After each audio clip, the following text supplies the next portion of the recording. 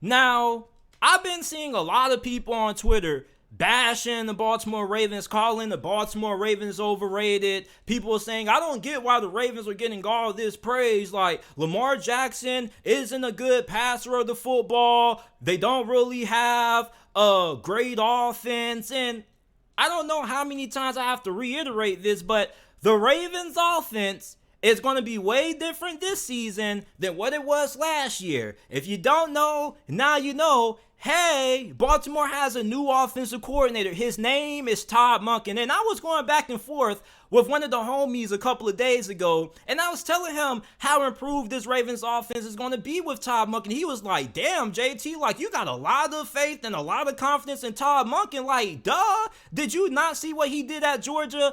He helped lead Georgia's offense to one of the best in college football, and also helped lead that Bulldogs program to 2 back-to-back national championships with Stetson Bennett, who was a walk-on QB. And then he said, man, JT, you got to get out of my face with that bull crap, man. This dude coached in college. He ain't got no NFL experience. Yes, he does have NFL experience. He was the offensive coordinator for the Tampa Bay Buccaneers during Derek Cutter's final season there, and they had the NFL's best passing offense with Ryan Fitzpatrick, who at one point was kind of viewed as an MVP candidate. You remember when Ryan Fitzpatrick was going off early during Derek Cutter's final season, and everybody started giving him the nickname Ryan Fitzmagic, and then the magic kind of ran out, and then Jameis Winston came in, and Jameis Winston did what Jameis Winston does. He comes in, he throws a good amount of touchdowns, but also a lot of picks. But despite that, Todd Monken still led the Buccaneers to having one of the NFL's best passing attacks that season. Then he went to Cleveland, and although he didn't call plays in Cleveland and things didn't really work out,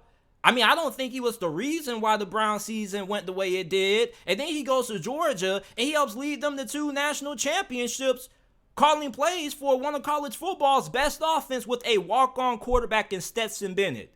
And you give Todd Monken a guy like Lamar Jackson at quarterback. Lamar Jackson's potential is fully going to be unlocked this year. Okay, like, Greg Roman did a really good job at developing Lamar Jackson. All right, like, Greg Roman's system fit Lamar Jackson's skill set.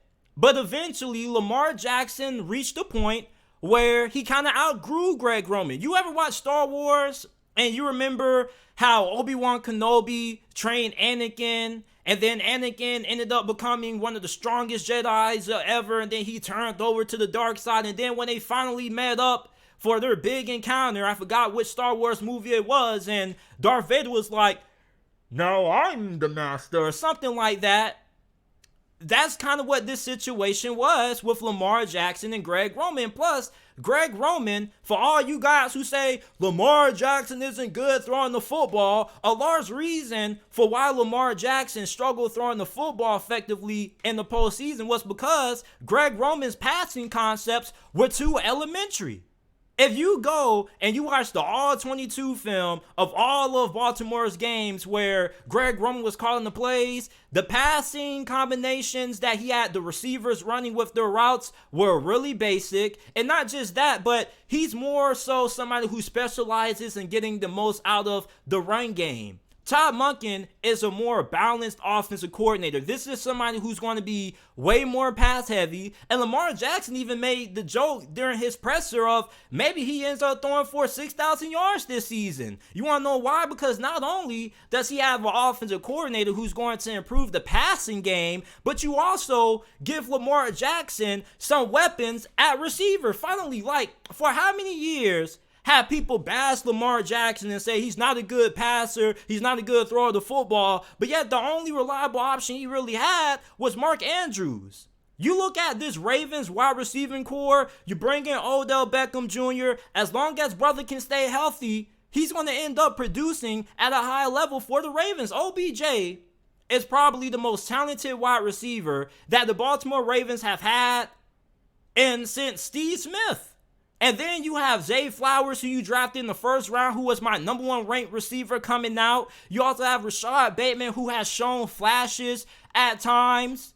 And you still have Mark Andrews. We can't forget about Isaiah Likely. We know what Baltimore does in the run game. Like, the Ravens offense is going to be amongst the best in the NFL. Plus, the defense already was top 10 last season. This defense carried Baltimore throughout last year when Lamar Jackson got injured.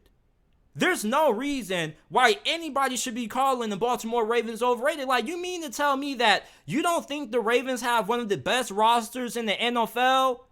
I mean, if you don't think the Ravens roster is amongst the top 10 best in the league, I think you're kind of a little bit biased. You may be a Steelers fan, you may be a Bengals fan, you may be a Browns fan if some of y'all are bold enough to come out and claim you're a Browns fan. But the Baltimore Ravens, and this is coming from a Steelers fan, this is probably the best opportunity they have at winning a Super Bowl in recent memory.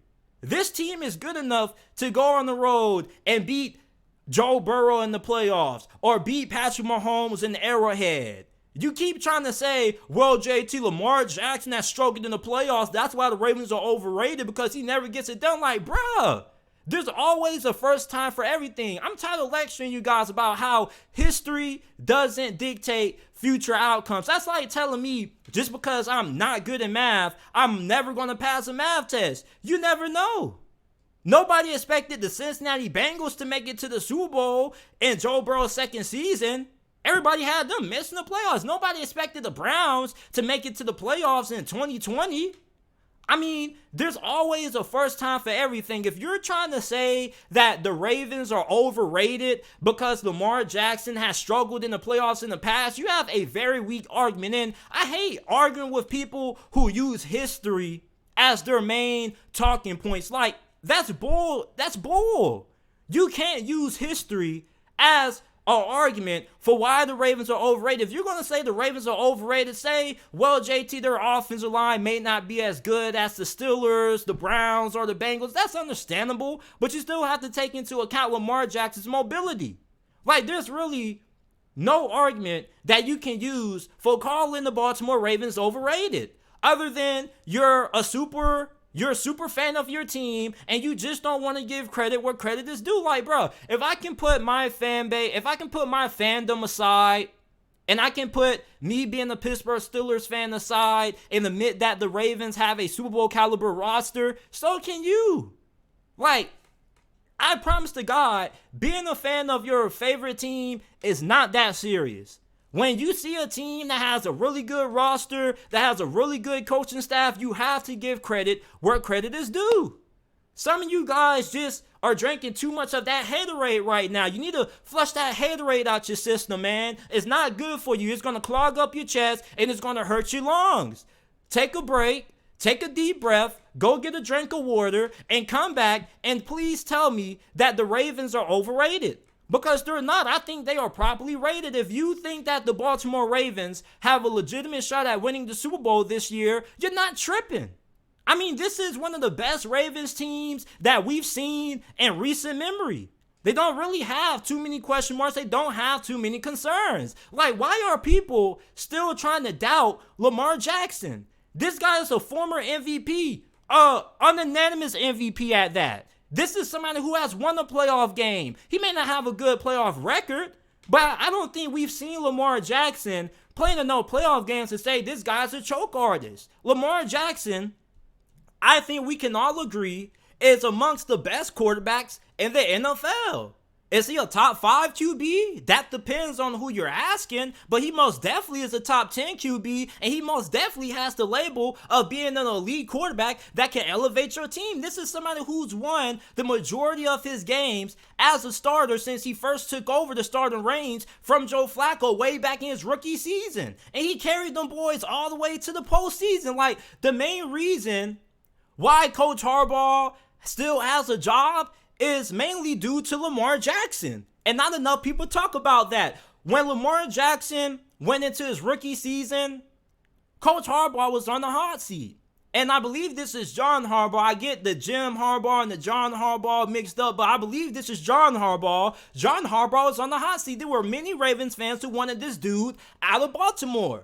And then when Joe Flacco went down, Lamar comes in, he turns the Ravens season around, he goes 6-1 and takes them to the postseason and saves John Harbaugh's job. Like, why are we trying to discredit Lamar Jackson? Like, why are we trying to make it seem like Lamar Jackson still has to prove himself? Doesn't every quarterback still have to prove themselves outside of Patrick Mahomes? Joe Burrow still has to prove that he can win the Super Bowl in Cincinnati. Trevor Lawrence has to prove himself. Like, bruh, if you are somebody who is still doubting Lamar Jackson, you got to quit it.